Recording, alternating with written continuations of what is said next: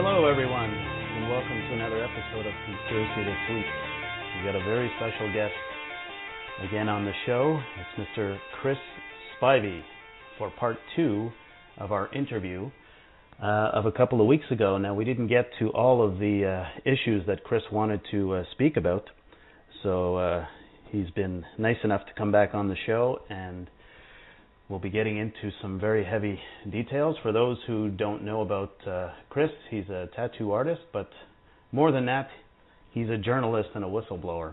And I invite you to go to his website, www.chrisspivey.co.uk.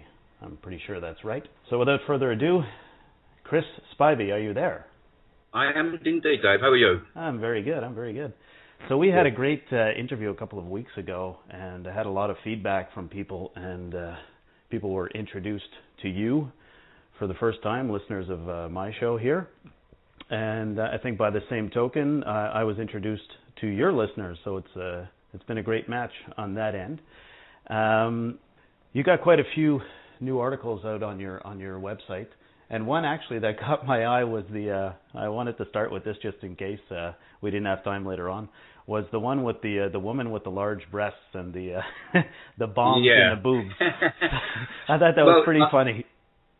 Yeah, I mean, we've had this for the past couple of weeks, this terrorist alert thing, haven't we? This old bollocks, and it is old bollocks, Dave. I don't know if you read the article that I put on before that, but we have a 20 million to 1 chance of being killed by a terrorist bomb. Right. Do you know? Yeah, we're spending billions and billions on this so-called unending war on terror.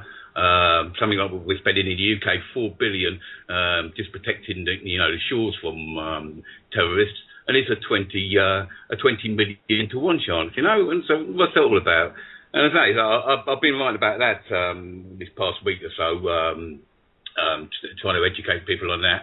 And then I came across this article today in the Daily Mail about a credible, this is their words, not mine, a credible threat of suicide bombers, female suicide bombers, having their breasts packed with explosives. And you just think, are you for real? that kind of gives unbelievable. But people will fall for this.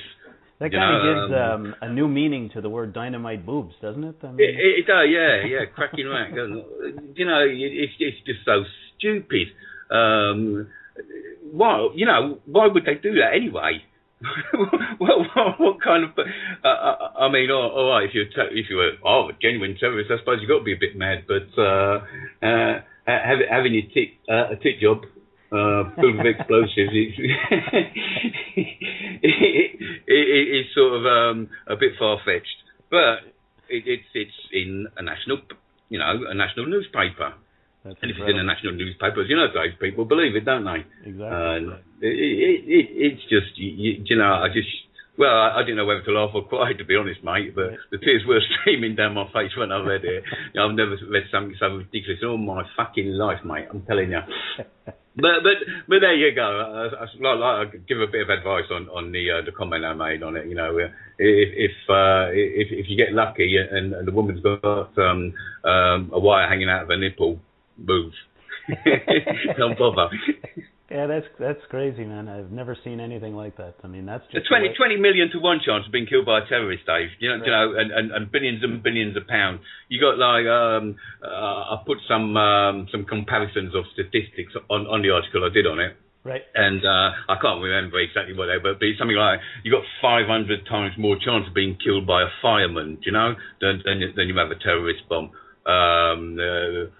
So many thousands, something like 16,000 times more likely to be killed in a car. Are we spending billions on car safety and all this? It's just fucking stupid, mate. Right. But people buy into it, and it gives the psychopathic governments the excuse to bump up the security budget, and we know what that's all about. It's not about terrorists. It's about people like me, spying on people like me and you, Dave. You know that, and nothing to do with men in bomber jackets. Well, for myself, on my radio stream, I've seen some some pretty weird IP addresses, and having dug into it a little bit, have a little bit of computer skills, not not a lot, but enough to find out. And it's funny that the provincial police here was listening in. Also in the U.S., either one of the FBI or CIA agencies were listening in, and I'm sure that they're listening in on your and going to your website. Without a doubt, I mean, I know that I was being sort of, I'd come to their attention when I was at the Sovereign Independent anyway, because of a takeover bid, which was a strange takeover bid, which I won't really go into because the details aren't public. But I knew from certainly back 2 years ago that I was under surveillance anyway, so fuck them, mate. Right. Fuck them. It's all on the website anyway, so they don't need to spy on me. It's all there anyway. You're not hiding anything. You're only telling. I'm not hiding anything, mate. No, I tell them how it is. It's funny because when you think about it, really, I mean, who's actually done most of the terror and assassination plots and all that? It's basically been the government. I mean, Well, of course it is. The government are the terrorists. We know that. I mean, going back to the Woolwich incident, right? I have indisputable proof, and they're on video, that security services were involved. They couldn't have been anybody else but the security services, by their actions and what they did. Now, if Lee Rigby, the fellow who was supposedly killed, the soldier who was supposedly killed, if he was really killed, I have photographs of either a plainclothes policeman or a member of the security services standing in the blood trail. So if he was really killed, you've got a policeman there destroying evidence of a crime scene, mate, which carries a 7-year prison sentence. Exactly. I mean, when you really look at it, I mean, it's lucky that we have people like yourself and all the alternative news media sites out there, because otherwise we'd be in the dark to all of this stuff, wouldn't we? I mean, it's well, of course. I mean, how anybody can justify? Do you know what? I wouldn't know how much a mainstream media newspaper was these days, but I don't know, 50 pence or whatever it is. Right. But you might as well give that to 50 pence to a homeless charity, daily, rather than buy a newspaper, because it's just total bollocks, mate. I shake my head, and after time, it's got to the stage now I can't even be bothered to address the issues, because they're so blatantly obvious. That I feel like I'm insulting people's intelligence sometimes. Sort of pointing out these things. I say tits that blow up. It's like a party trick, isn't it? That's incredible. So last time we had an interview, we spoke a little bit after the show, and you had some things that you wanted to bring up, and one of them was the Madeleine McCann kidnapping. So why don't you go into detail first? Go back and give people a little bit of an idea of what this is all about, and what's your information on it, and what's your take on it. Okay, well, now when I appeared on Vinnie Eastwood's show a few months ago, I got talking about Madeleine McCann, and it turns out that Vinnie didn't know who Madeleine McCann was. So to save any confusion, I don't know how much you know about Madeleine McCann in Canada. Well, it's the little girl who was kidnapped, right? She was in 2007 from a holiday resort. Right. The parents were the prime suspects and all that, and there was all kinds of it was all over the news here. Yes. You do. So you know about it in Canada, yeah? Yes. Oh, yes. Yes. Okay. So we know that Madeleine and her twin sister and brother were left in their apartment alone while Kate and Jerry McCann, the parents, went for a meal with. There was a big party, mostly doctors. I think there was only one of the party who wasn't a doctor, and they was having sort of this tapas meal in a restaurant just across the way, same resort, and they was checking regularly on the kids, every 15-20 minutes.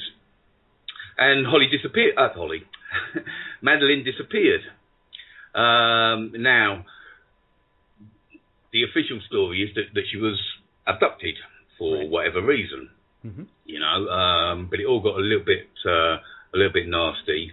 Anyway, one of the main suspects straight away was a fellow called Robert Murat, who lives about 120 yards away from or his mother's villa is 120 yards away from the McCann's holiday apartment.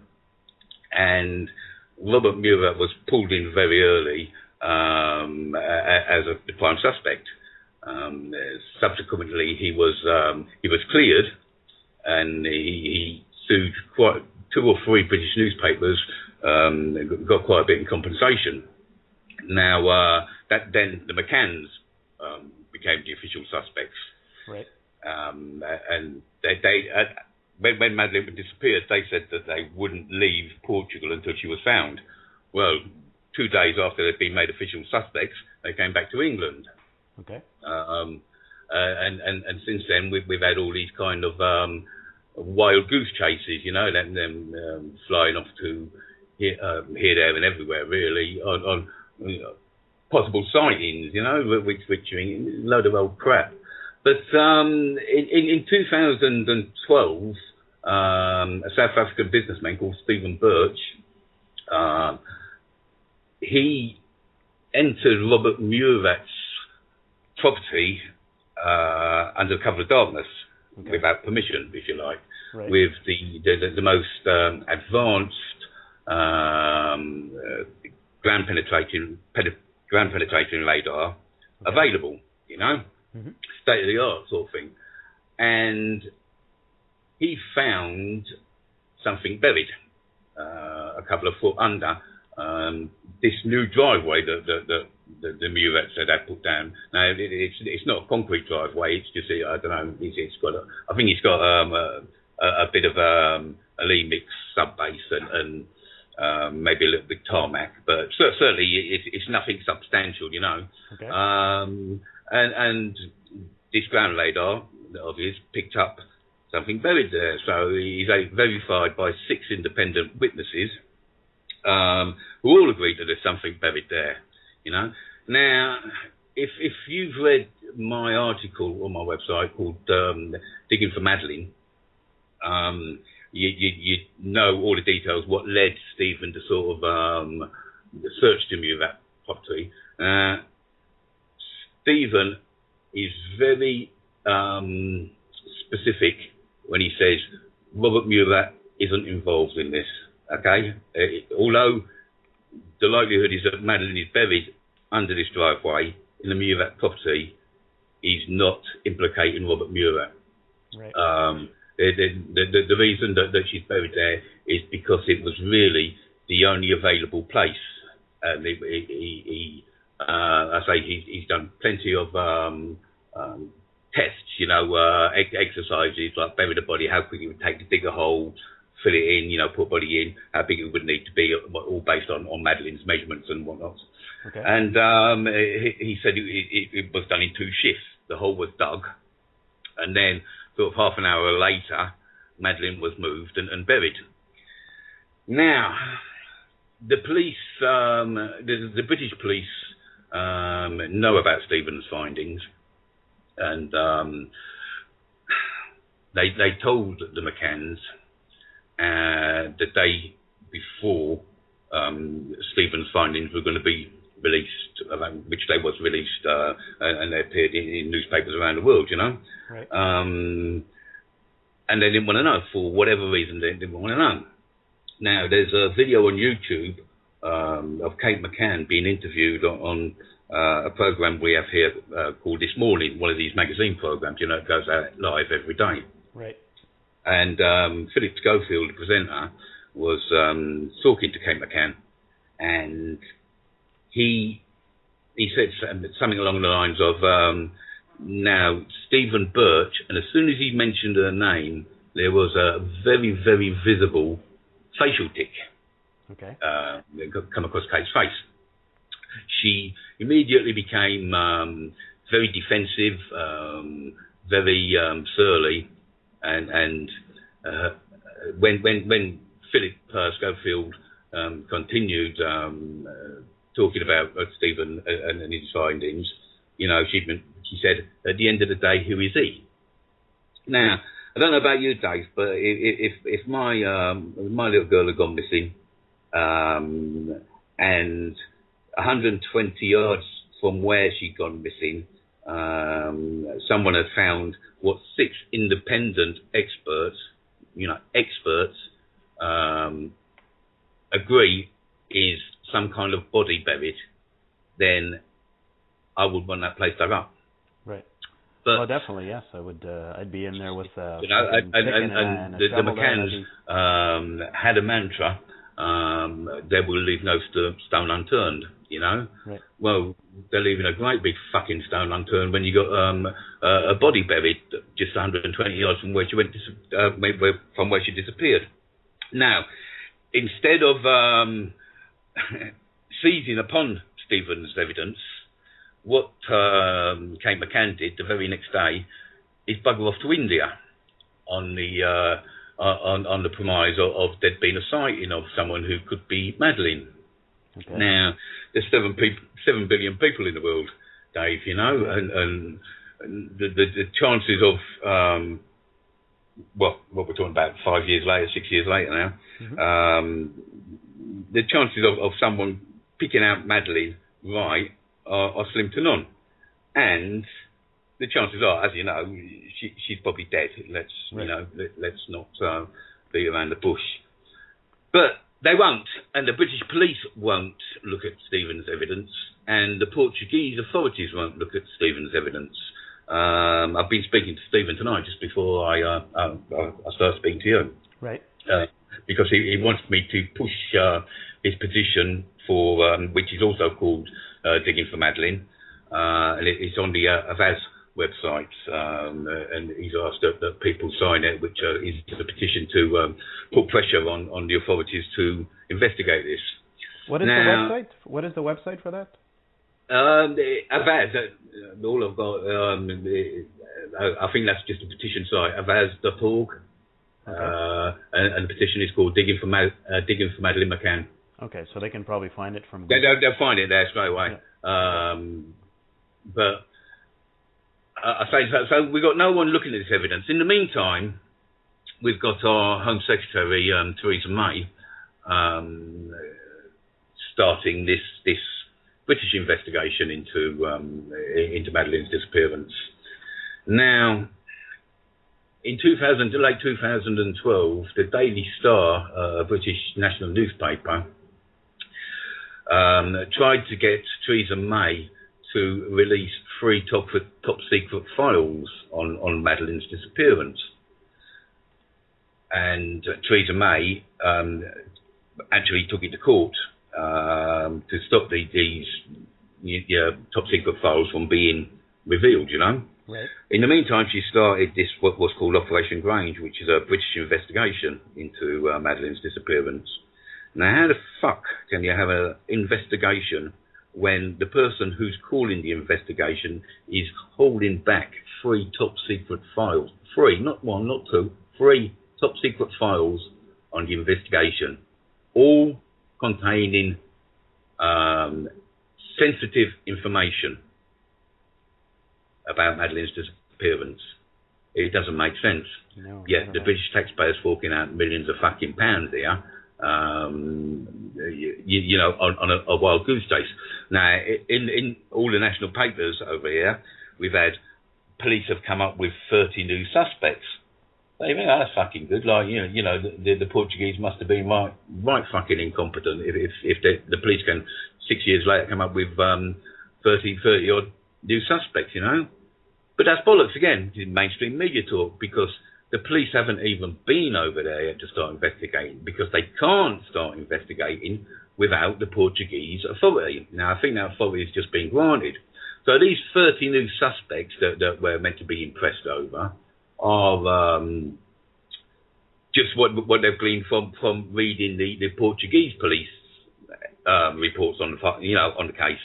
Okay. So, you know, you sort of think, well, these aren't new suspects then, because if they're in the official Portuguese reports, then they must have been there for a reason, you know. I say there's been no new investigation because the Portuguese authorities, they've also closed down the investigation over there. So it's just bollocks. But you know, the police are saying 6 of these suspects are white van men. You know, people who were seen in a white van, and you think, why? You've got a body that's been agreed by 6 independent witnesses, 120 yards from the fucking scene. Now, I was a builder a long time ago, Dave. Right. And I used to do a lot of digging. I could dig that myself and down 2 foot in a couple of hours, have a look at it and put it back, because it's only a single top drive, put it back and you'd never know I'd been there. Right. You know? Yet they're wasting millions and millions of pounds on wild fucking goose chases, while our Home Secretary is holding back 3 top secret files. Now, how can that be a fucking investigation, mate? You know? So you've got to ask, well, why aren't they investigating it? Why? Why do the McCanns not want it investigated? Why do the British police not want it investigated? Why do the Portuguese not want it investigated? Well, the official line is that they already used ground penetrating radar on Robert Muirvat's back garden when he was the main suspect. Okay. If you look at my article, Digging for Madeleine, it has photographs on it, because they did indeed look for use ground penetrating radar on the site. Now, there's one theory that they actually found Madeleine's body, and this might sound a little bit far-fetched, but believe me, it's not. Because what happened was sort of 21 days after Madeleine had gone missing, the McCanns hired a Renault Scenic, and I think in conjunction with the Portuguese authorities, we flew 2 sniffer dogs trained in sniffing out bodies, you know. Now, these dogs are always 100% spot on, never been wrong before, and they found traces or they indicated that there'd been some sort of body in the back of this Renault Scenic, which, given the publicity that the case got, you know, there was the world's press parked outside the Playa de Luis holiday complex, and it would have been impossible for the McCanns to sort of, if they had Madeleine's body, it would have been impossible for them to move it in a Renault Scenic, given the press attention that was on them at the time. So the theory is that Madeleine was found and DNA was planted in the Renault Scenic because the Portuguese authorities knew that Robert Muirvat was innocent. Now, why would the police authorities know that Robert Muirvat was innocent? He was a police. He speaks. He's English, but he speaks perfect Portuguese, and he does police. He's a police translator, so he's very well known to the police. You know, and there's a certain photograph in the same article of Robert Muirvat and the police all chatting amongst themselves. You know, right? So Stephen is of the opinion that Madeleine was found and the DNA evidence was planted because the copper, and I'm not going to try and pronounce his name. Everyone has foreign names, Dave. The copper in charge of the investigation knew that Muirvat was innocent and suspects that the McCanns are, shall we say, not as innocent as what they would have you believe. But anyway, also where Stephen says Madeleine's body is, there was a large, well, not large, there was building debris sort of piled up there. Now, for a ground penetrating radar to work, it has to be flat to the ground. You understand? Right. If you toot it, it's not going to read properly. Okay. And this building debris that kept piling up and piling up, get bigger and bigger, where Stephen says that Madeleine is buried, made it impossible for the ground radar to take a reading there, you know. And I say that we have in the article there's photographs of the original site, how it was when the police did their radar investigation, and then the driver subsequently built over it, which Stephen believes is because the Murats have dogs, and when Madeleine was buried, it was just earth, you know, and the dogs was trying to dig her up. Okay. And hence, this is why he put, you know, this cheap as a cheap drive. It's you know, simply might say it's not anything substantial. But why did he put the drive there? There's no need to, because at the front of this villa is a double driveway and double garage, you know, and there's really, most of the time, there's only the mother, Robert Murat's mother, who lives there anyway, and Stevens, as far as he can see, the back driveway is never used anyway. And it doesn't go anywhere, David. There's no room for turning a car around. You know, if you drove into it, you'd have to reverse out onto the road. You know, whereas their front drive, you know, you can spin around, turn around, and do whatever, drive in and out, sort of thing. Well, so it's a driveway that goes to nowhere. And I say that all we have photographs all superimposed over each other, so people can see. You know, that where they believe Madeleine is buried probably wasn't ground radared. Now, has Stephen done like any other investigating other than that? Like, has he questioned people to see if you know, what kind of activity was happening in and around that time? And what about the kids, the other kids that were in the apartment? Right. Okay. Yeah. I mean. We're supposed to believe that, and if you read the Tapas 9, they call them. This is the McCanns and their friends. You know, I say all doctors, barring one couple who wasn't, and I think one of them's mothers, but it was 9 of them. And you got to be careful here, because the McCanns are very quick to sue. They say, according to their witness statements... Say allegedly as much as you can. Allegedly. This is all allegedly, and this is just what I've been told. The McCann sort of... there wasn't any length of time longer than 10 minutes where the kids weren't being checked on, because it wasn't just the McCann's children. It was... They all had children, do you know? Right.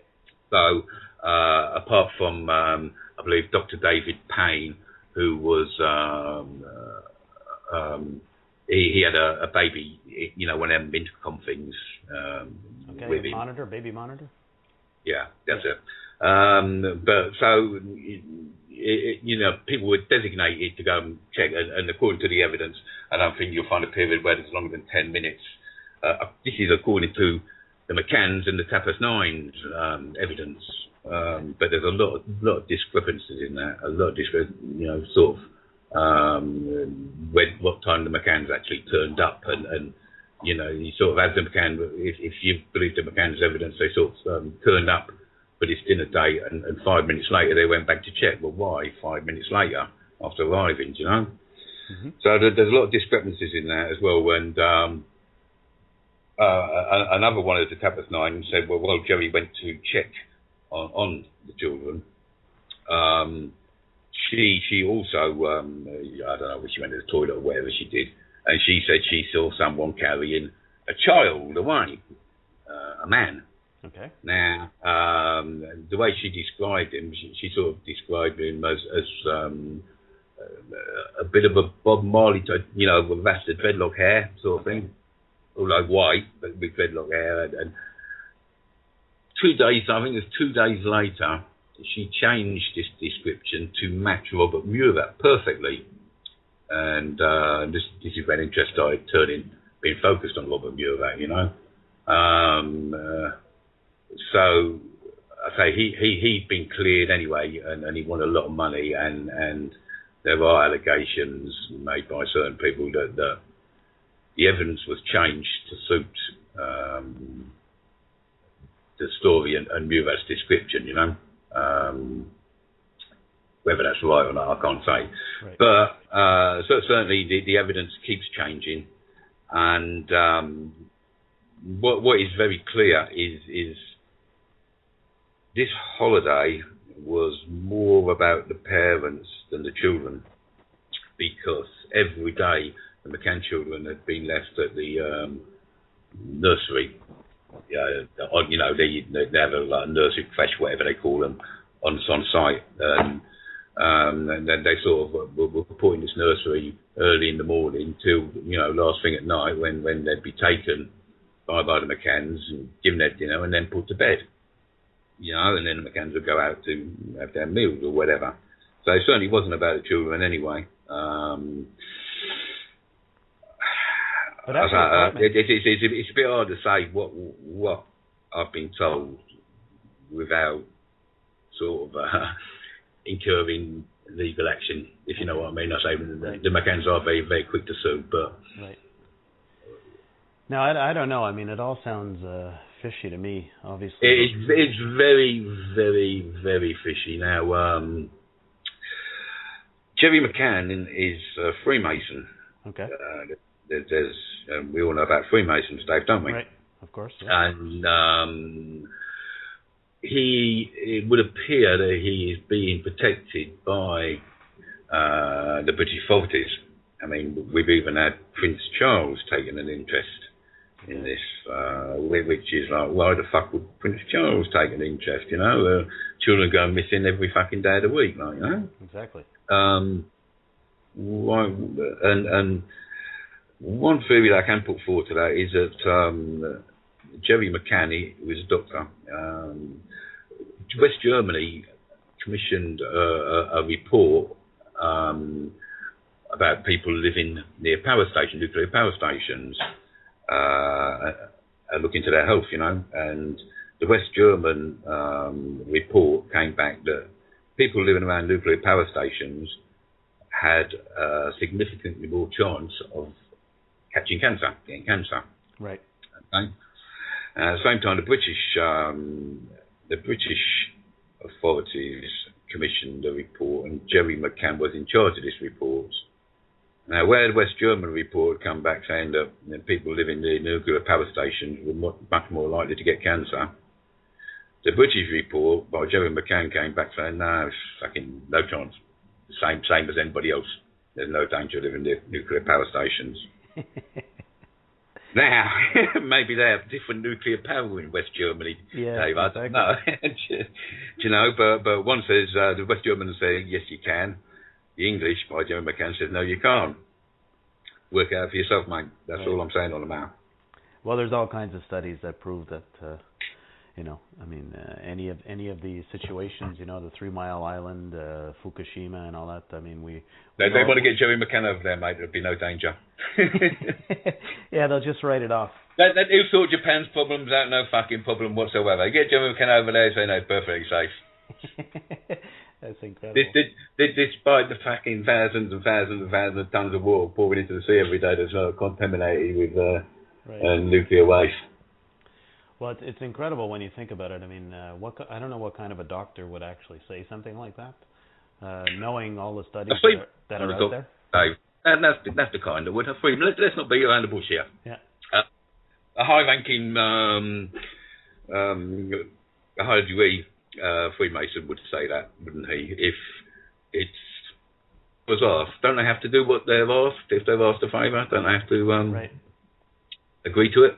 Yeah. Something like that, and they can't rat out on their brothers, you know, in the. Everybody knows, and it's the same all over the world. Whenever you investigate a murder, straight away you look at family and close friends. Right. That is official, because I think the statistic is something like 80% of murders are committed by someone that the victim knows. Right. The English police, despite starting this Operation Grange investigation into Madeleine's disappearance and being hampered by our Home Secretary who commissioned the investigation, the British police refused to interview the McCanns even though they was official suspects. And if the case was reopened in Portugal, there'd still be official suspects. Yet the British police refused to even interview them, or officially interview them, shall we say. Why? That goes against all official procedure. Right. You know, but so once again, it's you scratch my back, I'll scratch yours. Right. Well, it doesn't make any sense, even just to none of it makes sense. To discredit and or to to get Mr. Birch's story, whether he's I mean, I believe that he's probably telling the truth with what he's saying. And it's all and there's Stephen's which he wrote and emailed me specifically to go into the article. His account and what he's done, i.e. digging holes in similar ground. He had soil samples sent over to Africa, so they could sort of find a spot with similar ground.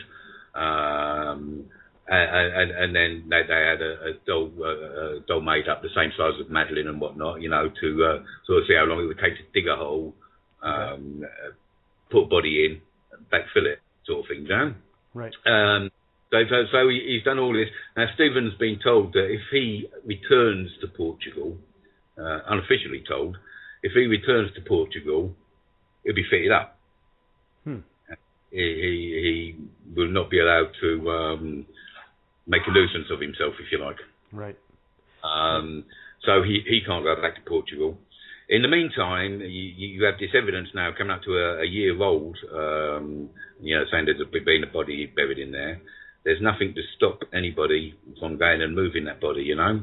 So it needs to be done sooner rather than later. Now, like I say, I could do the job myself on my own for a couple of hours and have it back, and you never know I've been there. They don't even have to do that, though, Dave. I mean, they can simply probe it, can't they? Right. Bang a couple of spikes into the ground, then stick their probes, whatever they do, into the ground, and they even got to dig it up. If the probes come back, well, yes, there is a body under there, then they can do that, And all this is cheap, yet we're spending millions, fucking flying policemen over there, and going on wild goose chases on suspects, 30 suspects that was, identified sort of 6 years ago. It doesn't make sense, mate. It doesn't make sense at all for a very, very simple job. I say Stephen's findings, they're reported all over the world in newspapers. We had the This Morning programme live where Kate McCann physically had a facial twitch as soon as Stephen's name was mentioned. Right. Why? I say, if that was my daughter, Dave, there's no one to stop me. I'd be fucking in there with a shovel now, mate. Do you know what I mean? Wanting to know. Not. Oh no, we go to India and see because someone spotted a little girl with blonde hair. Do you know? Absolutely fucking ridiculous, mate. The whole thing stinks. But well, it's obvious as a parent myself. If even just to rule something out. I mean, I would agree to just about anything. Just to rule it out, just to say, what? I mean, like, is it maybe it's right, maybe it isn't, but let's just find out. You've got. I say it's verified by 6 independent experts. The charts and even pictures of Stephen doing this ground radar check, penetrating radar check. All the pictures are on the site. You got, why are McCann so against it? Why are the British police so against it? Why are the Portuguese police so against it? The reason they're also against it, mate, is that it's in none of their best interests for Madeleine to be found. Right. And that is the answer. Madeleine doesn't want to be found at the moment. There's a nice little cash cow going there. Everyone's cleared. If Madeleine is found there, that's going to lead to an awful lot of awkward questions, and then in turn it's going to lead to how the fuck did Madeleine get there anyway? Exactly. We're coming up on the first break, Chris, and after the break I want to continue with this story and give you the opportunity to get Stephen's message across, and also pick up on some other news that you might have that you really want to get into. So talk about the NSPCC as well. Okay. If we can, Dave. Sure, no problem. We'll be back in just a minute.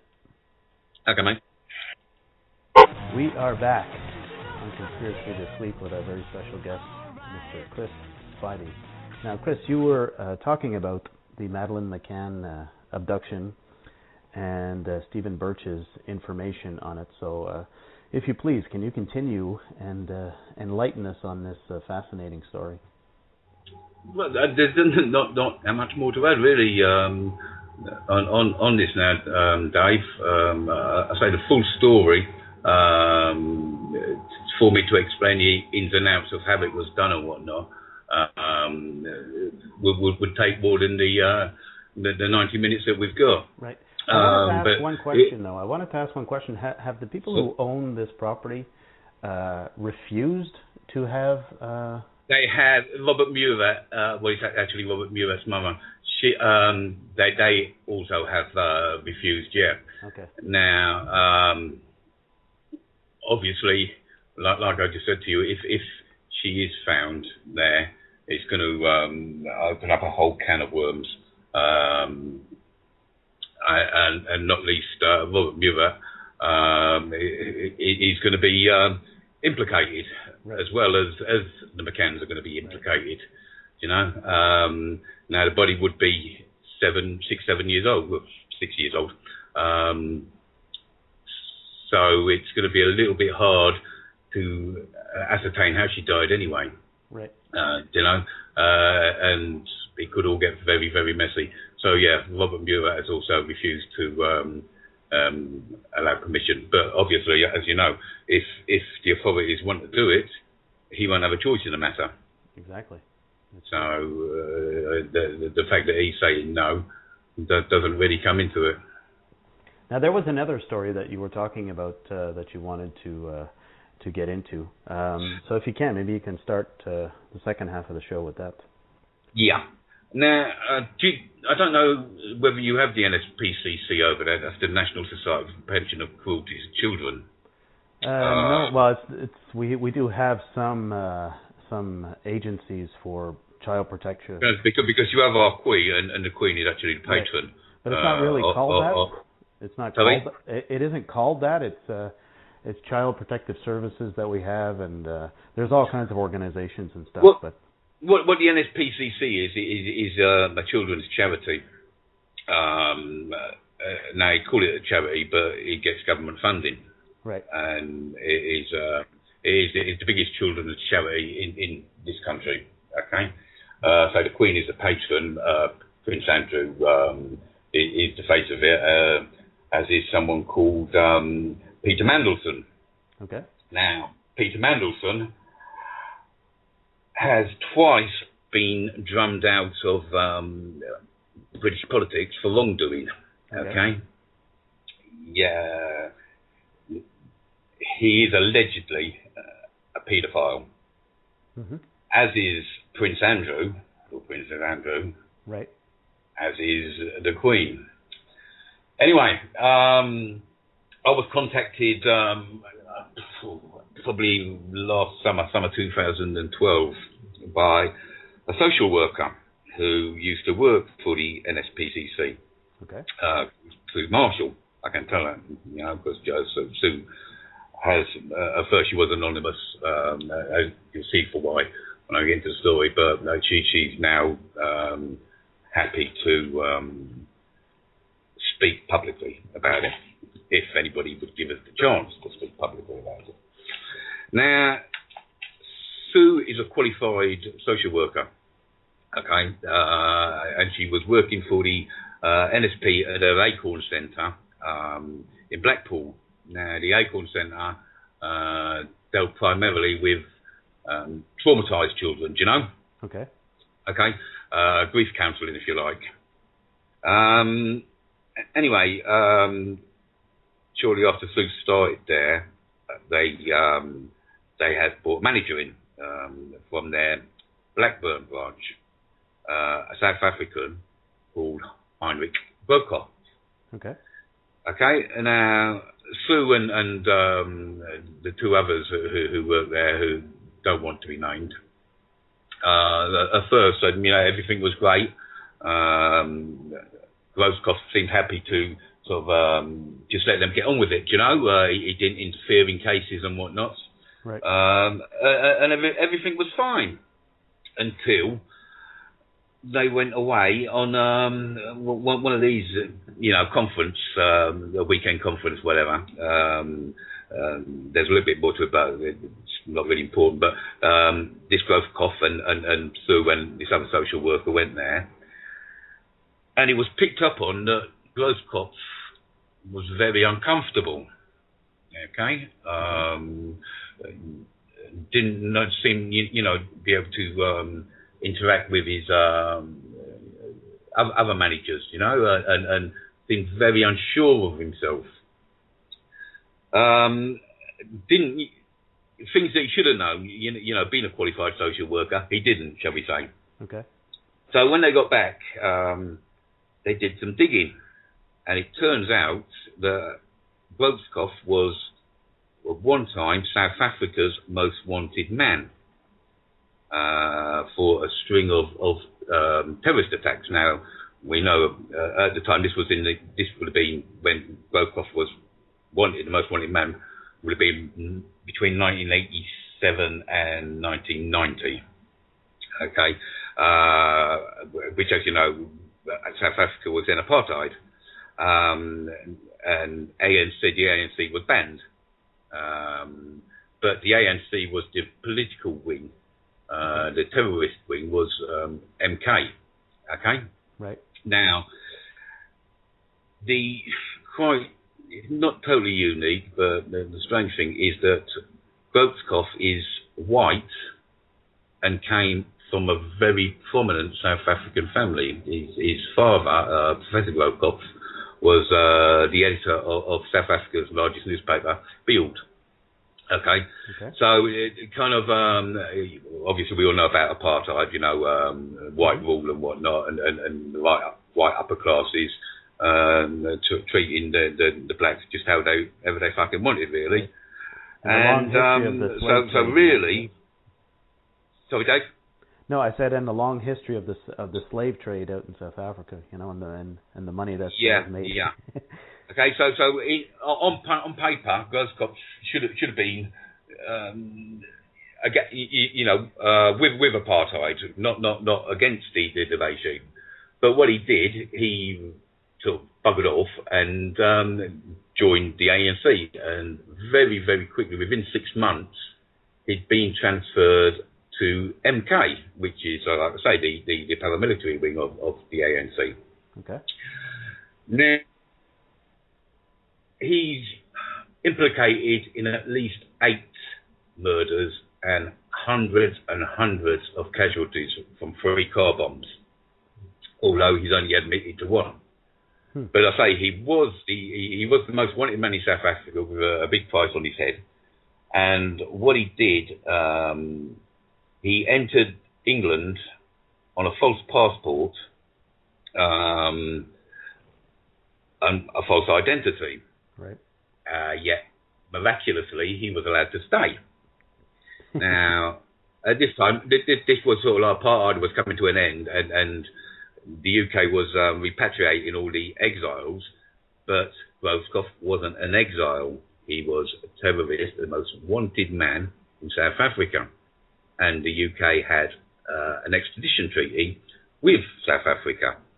Yet he was allowed to stay, even though he entered the country on a false passport, false identity. Very quickly, he became a social worker. Now, to be a social worker, you have to be registered with the Social Care Council, right. Okay? And you have to renew your registration every 2 years. Now, 2 managers at the NSPCC fraudulently, knowingly registered Groskopf with the council, okay? And Sue found out about this, and these other 2, they found out about this. So they went to their bosses, above Groskopf, with their findings. And it turns out that they knew. They know. Now, this is a man who's responsible for 8 murders and hundreds and hundreds of casualties. We're talking, lost limbs, whatnot. Make Boston bomb look like a hoax. Right. And here he is, the manager of a grief counselling. Well, that's a bit like having a paedophile in charge of the school swimming team. Right. Do you know? That's incredible. So, yeah, they went to the managers above him, only to find out that Groves Cost had already been investigated and cleared while he was at Blackburn. And how this came about is because in 2008, the Truth and Reconciliation hearings were heard in South Africa, which was where not only ANC and MK terrorists were pardoned for their crimes, as long as they confessed to them. The police and whatnot, who was a little bit underhand and shady, were also, pardoned for their crimes.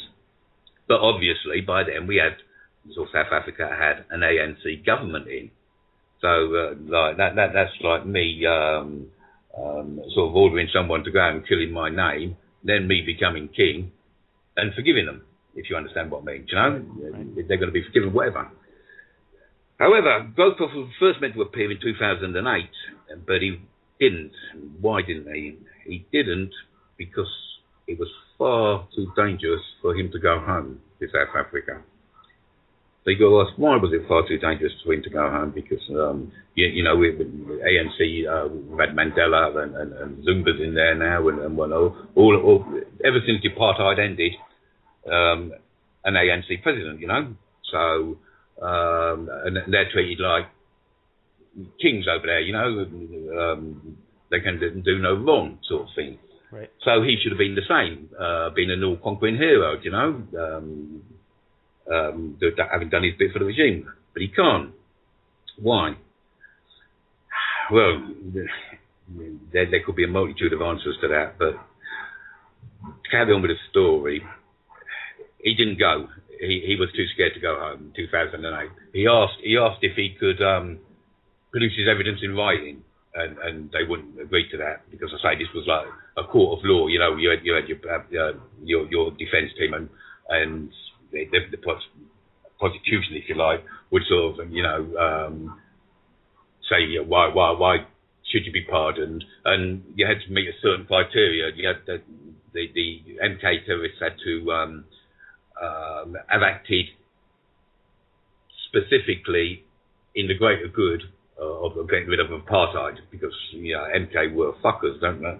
Right. Torture, necklacing and all that, on different political parties which wouldn't have been forgiven. Anyway, they refused, so Groves carried on being still a wanted man in South Africa, working for the NSPCC. Then in 2011, he was offered amnesty again, providing that he attended in person. So Groves had no choice. Now, on his application, and I've got his job application form here, he said that he admitted to working for the ANC on his job application, but like I say, the ANC is a political party, not a terrorist party. That is MK. He made no mention of MK whatsoever, and he listed his duties as all being clerical, if you like. Didn't say fuck all about the car bomb that he planted outside the army barracks at Witwatersrand Command near Johannesburg. So he had to ask for time off, and this is when they say that they first knew. I don't believe that, to be honest, as I say, because it's certainly strange. Ken Baker would have been the Home Secretary at the time. Certainly strange how South Africa's most wanted man was allowed to enter the country under a false passport and false name. And bearing in mind, he was South Africa's most wanted man for 8 murders. Why was he allowed to stay? I believe the reason he was allowed to stay is because he was working for the British security services, as many MK terrorists were at the time. Okay. And also he spent a lot of time in Russia. because the ANC were obviously backed by the Russians as well, and the East Germans, being communist at the time. So he would have had a lot of information, and he was highly trained. There's no doubt that he was highly trained in sending covert messages and whatnot, you know, highly trained in the use of bombs, making bombs and whatnot.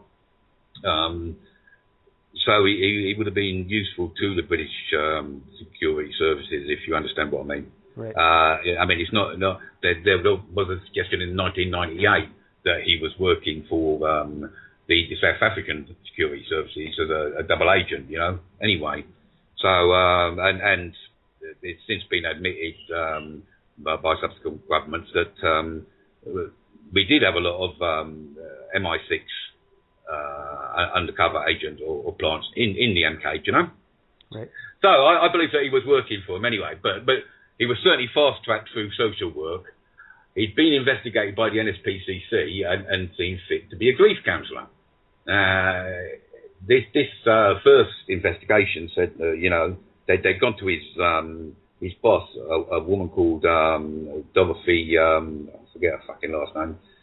But anyway, she said, no, his work's fucking perfect. Like, he is the tits, the bollocks, you know? And he was allowed to stay.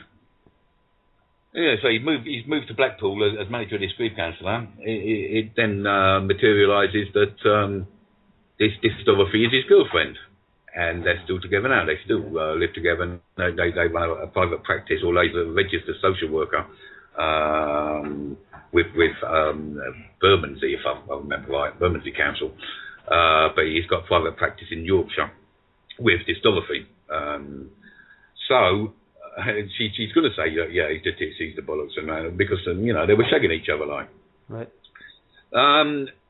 Anyway, this wasn't good enough for Sue, quite rightly so as well. I say this man wanted for. He got no qualms about blowing kids up, and there was kids hurt and maimed, mainly civilians hurt in these 3 car bombs, you know. Mm-hmm. And anyone who sort of can do that, regardless of the reason you're doing it, it isn't really fit to be manager of a grief counsellor, especially not for a charity run by the Queen. Right. So they went to the Daily Mirror, which is one of our biggest newspapers, and I believe it was either the Observer or the Express, I'm not sure which, both very, very interested and wanting to run the story. There'd also been a Panorama, which is a BBC investigative program, you know, and they sort of met with the production crew, you know, with a view to exposing on telly as well. Next thing, they've gone to the General and Social Care Council and reported that it was fraudulently registered. So he's been suspended. The 2 managers were under investigation, the 2 who backed his registration. They wasn't suspended, but they was under investigation, and it was taken out of Sue and her colleagues' hands. The General and Social Care were going to push ahead with getting him struck off, getting Grove Cross struck off for fraudulently registering anyway, and along with these 2 senior managers, Gordon Ratcliffe and I forget the other's name, but it's not really important anyway. And the investigation went on. And all of a sudden, the Daily Mirror and the other newspaper and Panorama all pulled out. They said they're not going to go with the story. So why not? And she was told it was because of influence. Okay? So, Sue, still not to be fobbed off, went to who was then the big chief, a fellow called Sir Richard Deere, and he is a Sir, obviously knighted by the Queen, thinking that he would be absolutely horrified to learn that he had South Africa's most wanted man in charge of his grief council in Blackpool. Richard Deere basically told her, fuck off and don't ever contact me again. Okay? I'm confused about this because I know in Canada and I know in the U.S. and that, I don't know how it works in England and that, but don't you have to go through steps just to have the ability to work, like a green card, like an employment card? Exactly, and I say Groskopf was allowed to stay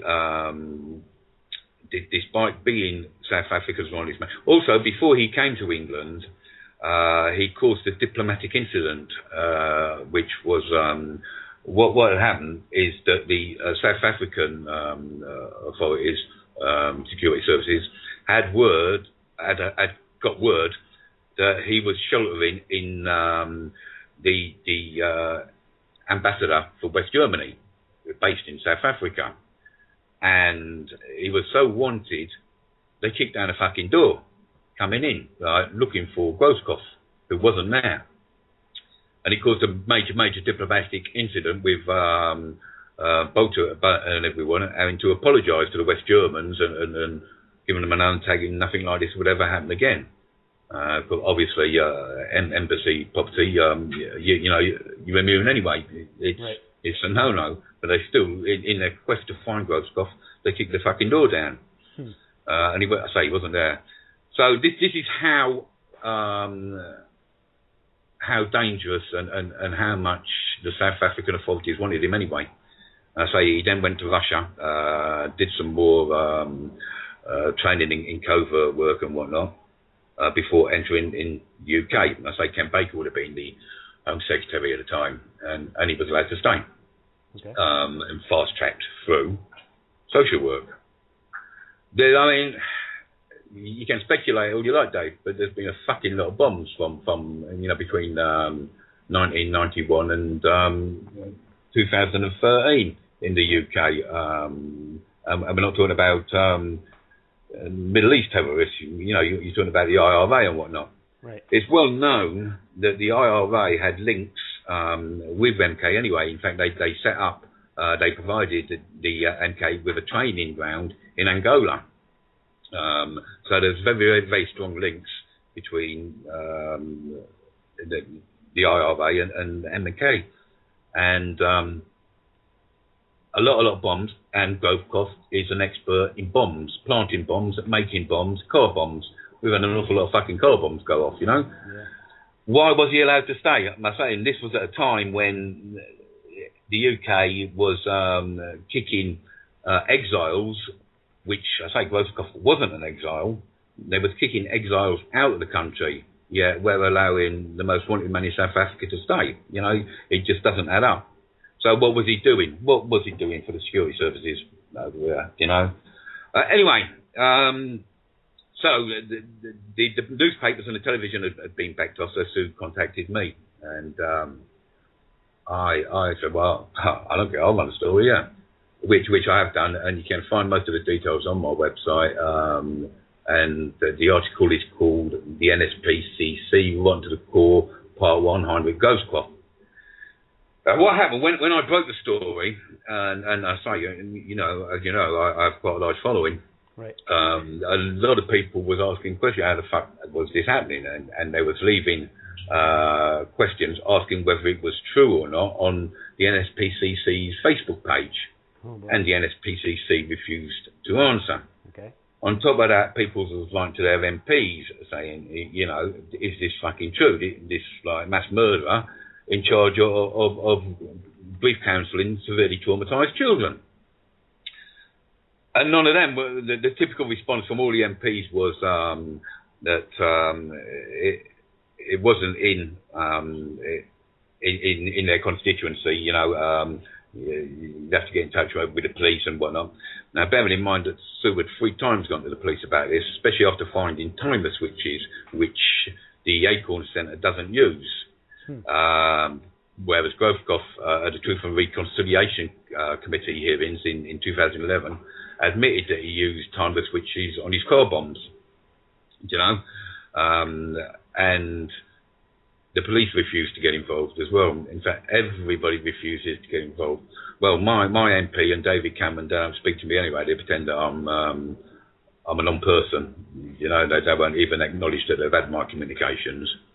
But we had a crusading MP over here called Tom Watson. Now, Tom Watson, after the Jimmy Savile story broke, stood up in the House of Commons at the Prime Minister's Question Time and asked David Cameron if he knew about a paedophile ring that had been operating out at number 10 Downing Street. And this sort of gave Watson a bit of prestige, you know, and a lot of publicity, and everyone thinking, oh, this is a good guy, one of the good guys. Mm-hmm. Well, I'd read up on Watson anyway, and I knew he wasn't one of the good guys. He was just a typical MP, you know, take, for very, very little effort. But a lot of people have got in touch with Watson as well about thinking that he's a good guy, you know, on the people's side, asking him to investigate my claims. Now, my claims are all back. I would not have run the story had Sue not been able to send me all the official documents. I say his job application, his all the legal proceedings. The solicitor for the NSPCC was mysteriously sacked. She said to Sue that there is no way that she would ever let him get away with this. She's going to pursue it all the way. She then mysteriously got sacked and replaced by another solicitor who didn't want to know.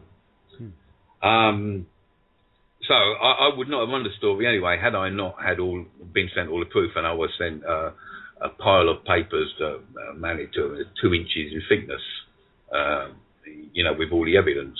So I run the story, and I send it to every national newspaper in the country, especially stating, you know, that I have everything I say in here can be backed up by paperwork, official paperwork and documents.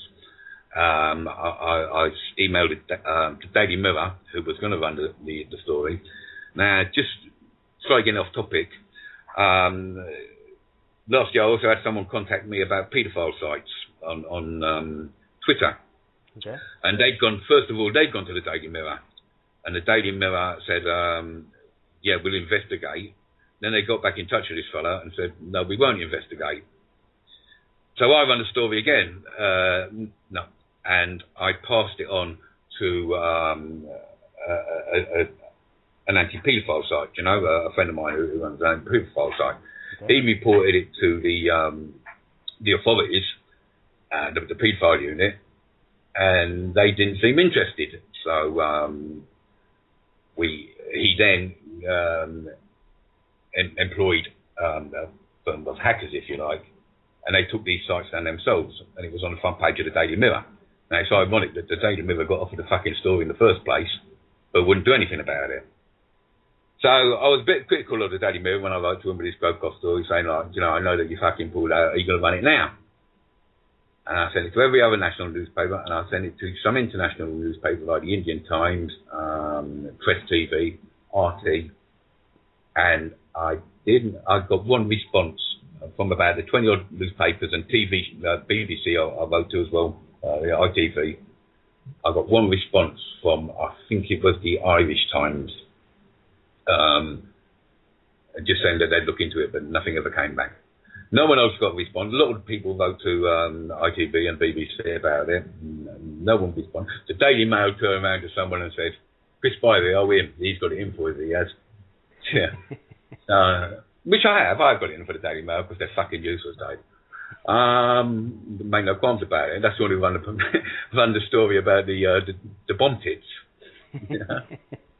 Bless them. Bless their little pearl shops. But don't you have to, just to be like in the social work environment, don't you have to have some kind of skill set? Don't you have to have some kind of training? 4 years. A bachelor degree and all this 4 stuff? years training, Dave. And I say they're very, very strict.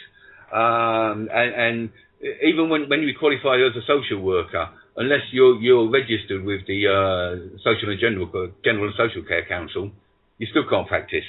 And you have to re-register, even if there's no change in your circumstances. Right. You still have to re-register every 2 years in this country. Very, very strict. So this guy gets a position. Groskopf seems to have been doing 3 fucking part-time jobs. Well, attending fucking universities and colleges and whatnot, and still managed to get it within 3 years. Incredible. And end up as a fucking manager, you know. despite it being quite obvious that he didn't know what the fuck he was talking about. So I say, we had Richard Deere, Sir Richard Deere, who, after, I don't know, do you know Holly Wells and Jessica Chapman, the two little girls who were murdered by, allegedly by Ian Huntley? I'm not familiar with that. No. I don't know if you know, but it was a big case over here. But Sir Richard Deere, was in charge of compiling a report about safety at work and who you employ and whatnot, because Ian Huntley was a caretaker at the school these two girls attended, you know? Okay. Yeah, there he was. He's been told that he's got a fucking South Africa's most wanted man responsible for 8 murders as one of his senior managers. And he's telling the woman who's telling him to fuck off and, never contact me again. How dare you contact me? That's the kind of cunts these people are, mate. That's you know? So, I say, they wouldn't touch it. So, anyway, a lot of people got in touch with Tom Watson. Right. Now, I don't use Twitter that much, but I just happened to be on Twitter this night, and he said something that bugged me. I can't remember what it was, but he said something, made some remark about it, and I tried to shrug it off. And I pulled him about it.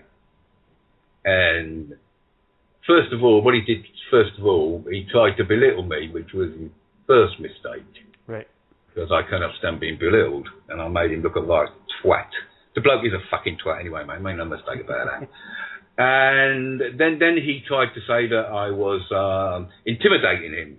Yeah, I don't know who you are, but you're intimidating me. I turned around and I said, you know exactly who I fucking am, Tom. And how can I intimidate you when you stand up in the fucking House of Commons and ask the Prime Minister about paedophiling working out at number 10? Don't talk to the fucking daft. You're bugging yourself off, mate. So anyway, I was getting a lot of support at this time, and a lot of people were listening because it was mentioned on a few forums, and everyone was tuning in to see this very public spat where Tom Watson was making a light cunt of himself. Right. And people were going, yeah, Tom, how can he be intimidating you? He's talking to you like sensible. You're mugging yourself off here. So he said, all right, Chris, I will read your report in my own time. Now, this is someone who's publicly funded, very, very well publicly funded, in wages and whatnot, right. Doing us the favour of reading a report which is backed by all legal documentation, an 8 times murderer who's sort of got away with it and working as grief counsellor. Oh, Chris, I'll have a look in my own time. I'll get back to you next week, he said. That gave him about a week and a half leeway. In the meantime, a lot of people were still tweeting him, when you're going to get back to Chris, when you're going to get back to Chris. The NSPCC website, that was getting a lot of stick. Did Grobkoff work for you? Did Grobkoff work for you? Tom bottom of it, Tom Watson never got back to me, so there's your answer, people. If you think that man's a fucking crusading MP, you've got fucking head up your fucking arse, a useless cunt. But the NSPCC could ignore it no longer. So they released a statement saying, yes, Heinrich Grobkoff did work for us. No, he's no longer in our employ. He worked for the ANC. The ANC was a legitimate political party. We had no reason. Oh, they said they did police checks as well, which is a lot of fucking bollocks. If they'd done police checks, they would have found that he was wanted, because he was wanted. He was still the most wanted man when he was first employed by the NSPCC. So that's fucking shit for a start. But they said he's employed by the ANC, who was a legitimate political party. But he wasn't. He was employed by MK. And he was employed by MK as a very, very high up commander who had planted bombs himself by his own admission, and who was responsible for planning terrorist attacks for between 1987 and 1990. Now, if you read your history books, you'll find out that the MK terrorist organisation were at their most active, and they killed more people in them 4 years than any other time since they've been started by Mandela in the late 50s, early 60s, 1961, I think it was. So he was a somebody, and I say big enough for the South African authorities to warrant causing a diplomatic incident by kicking down the embassy door on the basis that he was hiding there. I say if you look on my article on this, there's I can't remember. There's a fancy restaurant in South Africa, and this was sort of like neutral ground, if you like, where apartheid government officials and whatnot would dine alongside MK terrorists, and sort of an unwritten rule, like, no one said nothing. Now, the only time, the owner of this restaurant said the only time they ever got any trouble, we got raided when Heinrich Brokoff was meant to be having a meal there, and he wasn't. He was mistaken for somebody else. And so that is how much of a threat this man was. So anyway, so Tom Watson has never ever spoken to me since, despite saying that he would read the article and get back to me. And I say the article's not written on what allegedly happened. It's written on fact, and I have the paperwork to prove it. Solicitors' letters, MPs' letters, job applications, whatnot. So I have the evidence here to back everything up I say in this article. The NSPCC, they released this ridiculous statement, which I took apart because I say Brokoff had been employed by ANC for no more than 6 months before he was fast-tracked over to MK. And he's still working. Yes, he did leave. He didn't go back. I say they had a solicitor, and the solicitor said to Sue that there was no way on earth that she would let this drop. The General and Social Care Council had their own solicitors, and they were saying that it's out of Sue's hands now, because they're going to go ahead with the prosecution anyway.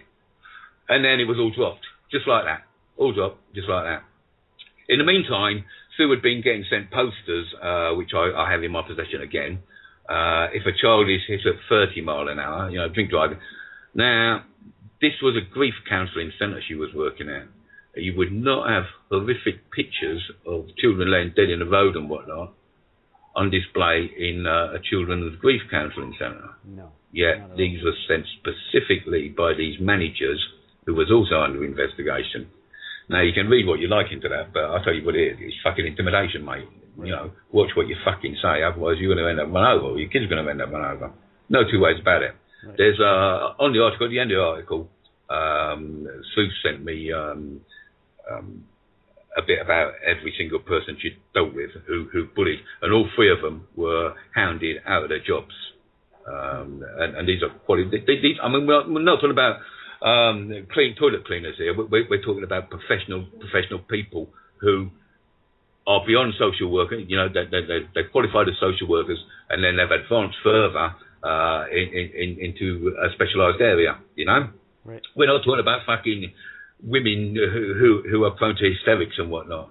And all three of them were hounded out of their jobs by these two cunts at the NSPCC, which is the biggest children's charity in the country. Now, the NSPCC, when you got two paedophiles as the face of the NSPCC, you know there's something fucking wrong, mate. And when the government won't even acknowledge your evidence on a terrorist working for the biggest charity, children's charity in the country, you know that there's something wrong. And when two newspapers and a major television program are delighted to run a story, and then all of a sudden they're not delighted because of influence, inverted commas, you know that there's a lot fucking more to it than what you're being told. So, although Brokoff, he did leave. He never went back after the case was dropped. He never went back. He was, according to Sue, said she was told that he was paid a considerable amount of money with a gagging order attached to it to leave. So, and where is he now? I say he's in practice with Dorothy I can't remember a fucking last name. Stripes keeps coming in, but it's not Stripes. Who was his manager, who cleared him in the first investigation. They'd got to practice in Yorkshire, which they practice from a house. And he's registered with, I'm sure it's Bermondsey Council, which he re-registered in late December 2012. So he hasn't got re-registered again till December 2014. On top of that, he's done some white paper work for various universities in the country, and the bloke blows people up without fucking.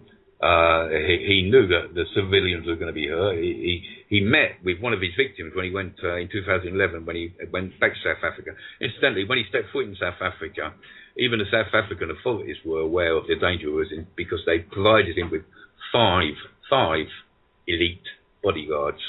And he's still in England. He can't go back to South Africa to this day. Now, when you've got an ANC president, and there have been 4 ANC presidents since Mandela, and yet he can't set foot back in his own country without having 5 elite bodyguards. You know, he wasn't just working for the ANC or the MK. Absolutely. Otherwise, he'd be a hero, mate. He wouldn't need, he wouldn't need bodyguards. And he wouldn't be so terrified. And his address is still set. Well, I know his address, but it's still supposedly a secret. Chris, this is amazing stuff that you bring out each time. It's your second visit to the show, and it's some incredible stuff that you dig up. So just before we go, why don't you give a little plug for your website? Yeah, it's www.chrisspivey. That's Chris Spivey, SPIVEY.co.uk, www.chrisspivey.co.uk. The article on there's various articles on Madeleine McCann, but the one with Stephen Birch's specific evidence is called Digging for Madeleine. I'll push his petition again, which needs signing to get the authorities to act and dig up Royal Murat's backyard. That is also called Digging for Madeleine McCann, and it's on the Avaz petition site. The Hind Grove Cough, there's various stories on Hind Grove Cough, but the main one you want, which details everything, is the NSPCC, Rotten to the Core, Part 1, Hind Grove Cough. Fascinating stuff, Chris. I'll definitely have you back on as soon as I can, probably in the month of September towards the end, if you're willing. I don't know if you remember last December, beginning of December, when Kay Golddigger-Smith went into hospital with morning sickness, inverted commas, right. And the nurse hung herself on what was the worst practical joke phone call known to man. Right. Her inquest is in September, okay. So I know that I have a lot to say about that. Very good, very good. Fascinating stuff. Chris, thanks again for coming on the show, and we'll have you back on as soon as we can, and it's been great. Thank you very much, Dave. All right. Take care. Bye-bye. Bye.